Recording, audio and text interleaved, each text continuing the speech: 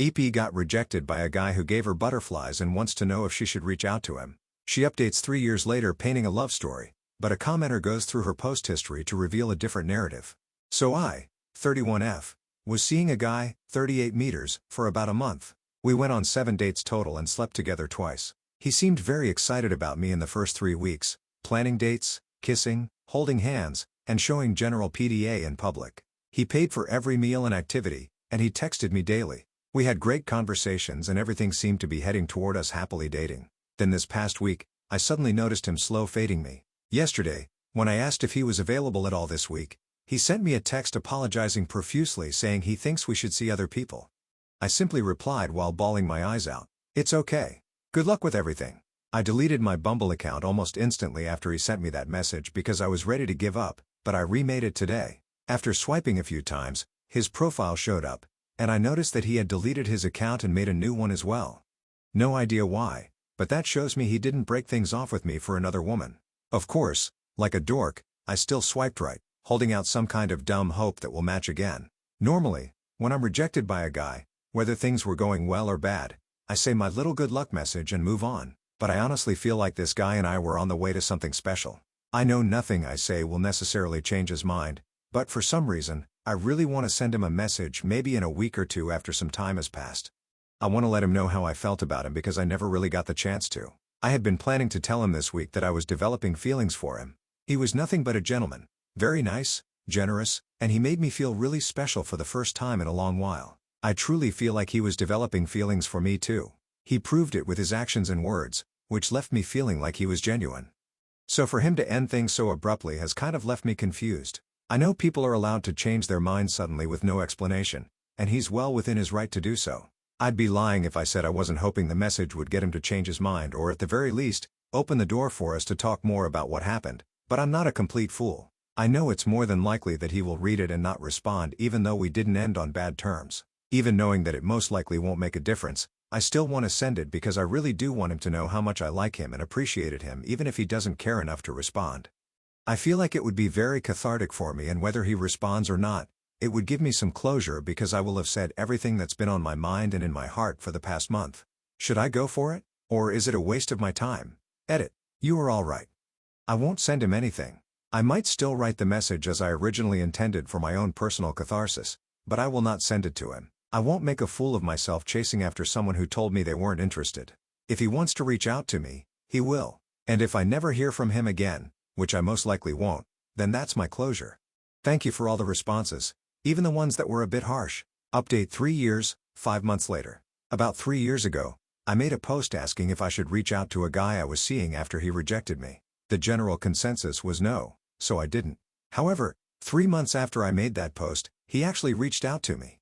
We hadn't spoken at all during those 3 months, and I didn't go on any dates with anyone else. When I saw his text, my heart dropped, but I remained skeptical. After about 3 days of texting, he asked me to dinner. I grilled him about why he had rejected me and why he decided to reach back out.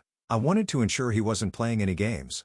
If I had sensed even a hint of that, I would have cut him off immediately. To keep things vague for privacy, the reason he gave for rejecting me was that he thought there was an incompatibility between us. Even though he really liked me, he didn't want to drag things out and then break it off later after one or both of us had developed deeper feelings. I asked why he decided to come back, and he explained that he realized we had something really good. He said he really liked me and was willing to overlook the incompatibility because after thinking it through, he concluded it wasn't a big deal in the long term. For context, it wasn't anything major like kids, marriage, etc. He admitted he had made an assumption and ended things too early when he probably should have waited and talked it out with me. He acknowledged his mistake and apologized multiple times. I also asked if he had been seeing anyone else during the 3 months we weren't talking. He said, no. He hadn't even been on any dates since me. Since he had never given me a reason not to trust him, I chose to believe him. I just wanted to make sure he wasn't using me as a rebound after being dumped or something. Long story short, we've been together ever since that dinner. And now 3 years later, we're engaged. We are madly in love and he truly is my best friend. My mom loves him. His mom loves me. He loves my fur babies and they love him. So all is good. I'm sharing this not to brag, but to encourage people to stop cutting others off so quickly or assuming bad intentions when someone comes back. Believe me, I've been led on and used by men in the past, and I probably should have cut them off sooner. Looking back, the signs were there, but I chose to ignore them.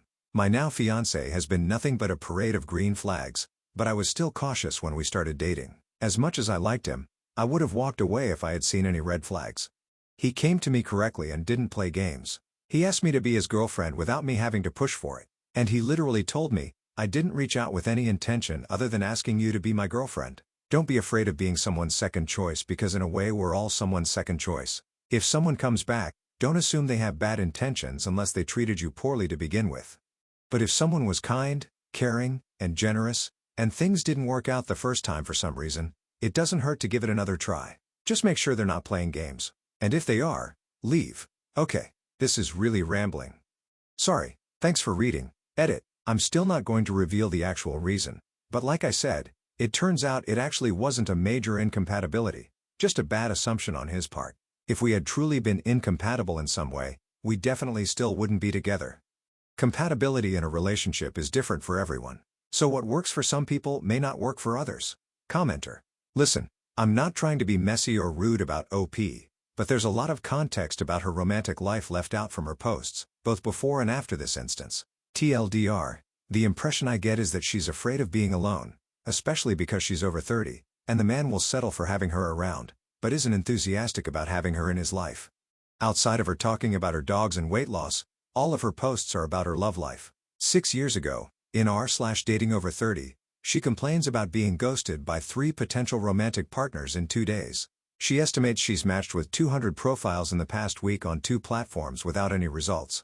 5 years ago, in r/dating over 30, she's talking to 2 guys from online dating platforms. The 2 conversations always turn to cuddling even when she steers away from that topic.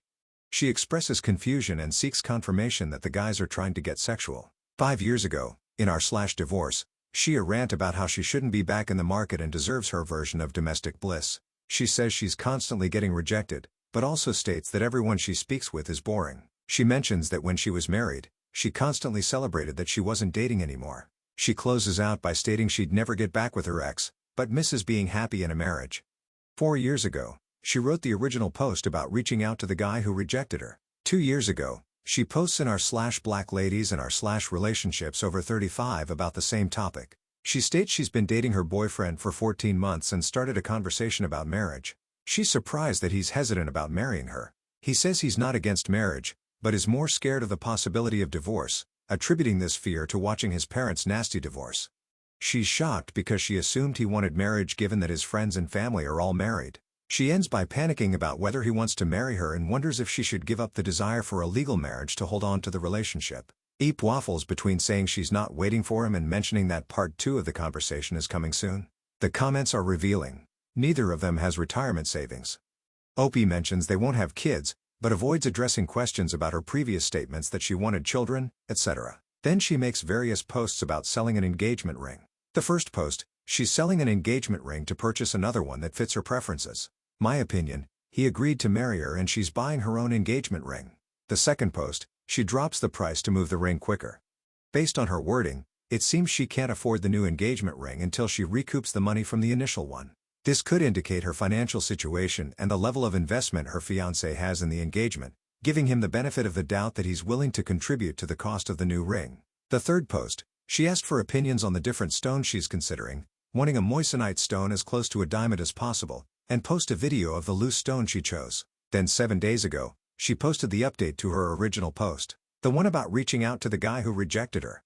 My thoughts: I don't know if Op comes from a conservative background or grew up on Disney movies/rom-coms, but she seems very male-identified and views marriage as a rite of passage into the top tier of adulthood. She's mentioned in comments that people gain social capital when they get married and that she doesn't want to grow old as someone's girlfriend. I think she's willing to give up her actual wants if it means getting a husband. She has a pattern of deferring to the man in her relationships, even if it means taking on the bulk of the risk. For instance, her ex-husband wanted a husky even though they already had 2 dogs, and she didn't want another dog. The ex left her a couple of months later and left the dog at her house. I think the fiancé was dating around or hooking up and felt sparks with someone else. He started ghosting off until she asked him a direct question about his availability and he broke it off with her. He deleted his Bumble account because he was serious about the other person, but not Up. When he saw that Up matched with him again, he put her on the back burner as a backup. Once he realized nobody was feeling him or his potential matches didn't lead to anything, he circled back to her. He returned with a half-truth, claiming he made an assumption about their incompatibility, which to me translates to liking her well enough, but not being invested enough to confirm their compatibility. This lady has a lot going on because she's scared to be alone and build the life she wants due to her FOMO around having a man. I've also noticed that she seems to round up her age in relation to the forums. For example, she was 29 posting in r/dating over 30, not alarming by itself, and 33 posting in r/relationships over 35.